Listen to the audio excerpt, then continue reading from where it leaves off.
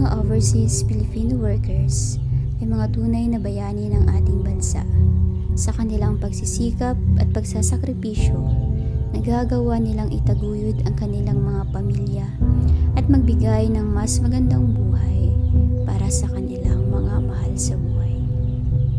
Ang kanilang pag-alis sa ating bansa ay isang malaking sakripisyo, lalo na sa pag-iwan sa kanilang mga pamilya, kaibigan at mga minamahal. Hindi madali ang kanilang trabaho sa ibang bansa. Madalas silang nakakaranas ng diskriminasyon, pang-aabuso at iba pang mga paghihirap. Ngunit sa kabila ng mga ito, patuloy pa rin silang nagtatrabaho ng masipag at nagsusumikap para sa kanilang mga pamilya. Ang kanilang mga sakripisyo ay nagpapakita ng kanilang malalim na pagmamahal. Good morning po sa ating lahat. Ngayon pong umaga ay kasama ko po ang aking kaibigan. Siya po ay dating OFW. Ikikwento po niya ang kanyang karanasan doon po sa ibang bansa. Ang tanong, ano pong pangalan ninyo at ilang taon na po kayo? Ako po ay, tawagin niyo na lamang po akong Sonia at ako po ay 37 years old. Ilang taon po kayo ate nung nag-OFW kayo?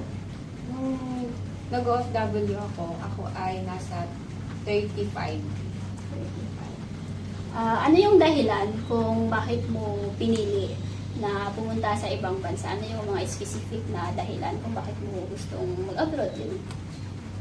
Una kasi noon, naisip ko yung family ko na parang wala nang pag-asa wala nang pag-asa dito sa Pilipinas para makaahon kami. Pero dumating yung time na naisip kong mangibang bansa kasi para tumulong na rin or magbigay ng tulong sa family ko para sa financial namin na pangangailangan at higit sa lahat yung maibigay ko yung pangangailangan ng nanay ko.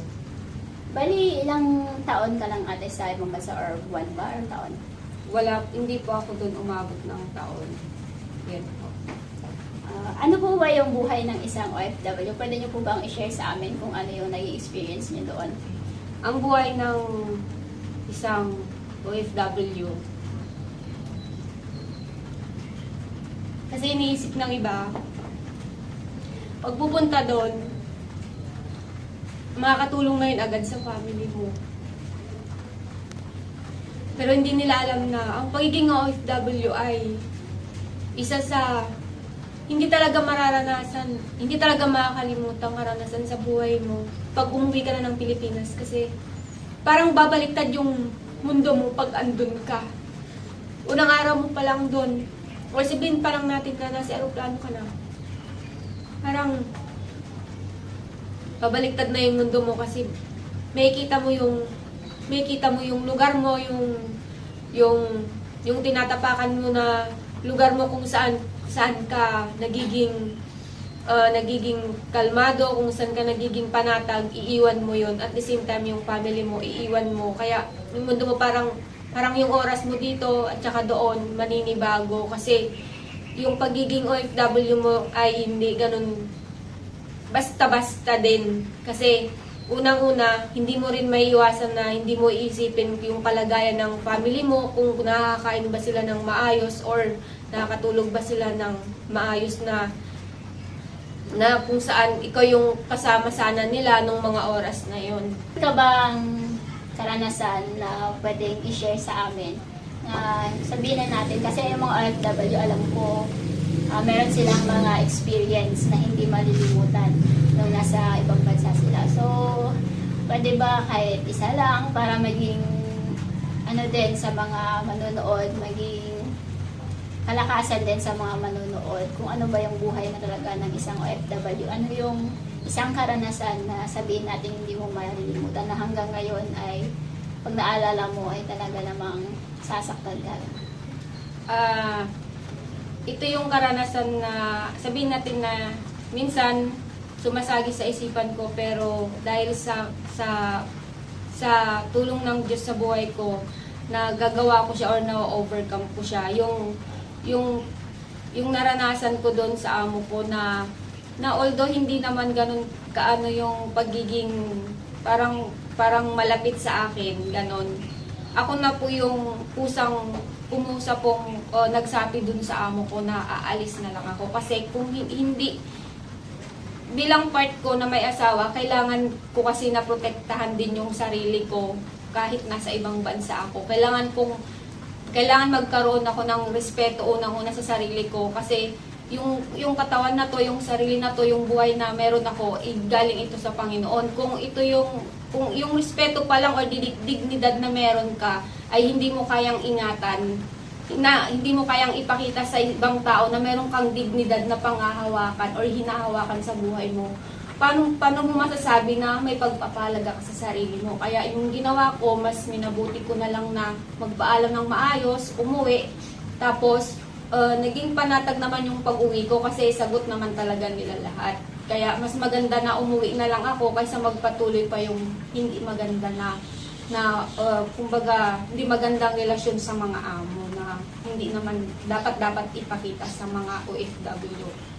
So, parang sinasabi niyo po na nakaranas po kayo ng sabihin na natin pang-abuso. So, siya po ay si Sister Sonia, siya po ay nakaranas ng pang-aabuso sa kanyang dating amo.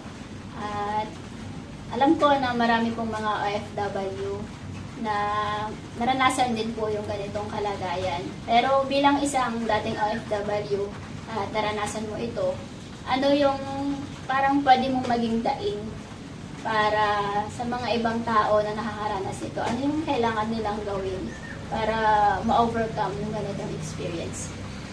Yan nga po, nabanggit ko po kanina yung salitang dignidad. Napakahalaga po noon. Mula sa pag-alis po natin, mula sa pagdidesisyon po natin na pagpunta sa pag-alis hanggang sa makarating po tayo doon, kailangan po natin paghawakan ko yung dignidad na kasama ang salita ng Panginoon. Kasi kung yung dignidad na yon ay pumapasok yung pagrespeto mo, hindi po ganun kahalaga ang pera sa isang tao. Kung wala naman po tayong dignidad, wala rin pong halaga po yung pera.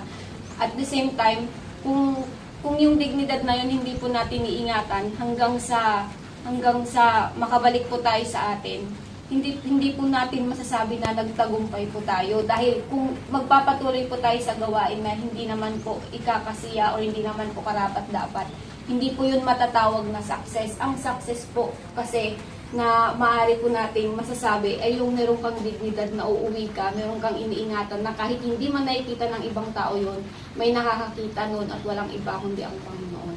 So, salamat sa iyong oras. So, yun po ang aking short documentary patungkol sa buhay ng isang OFW.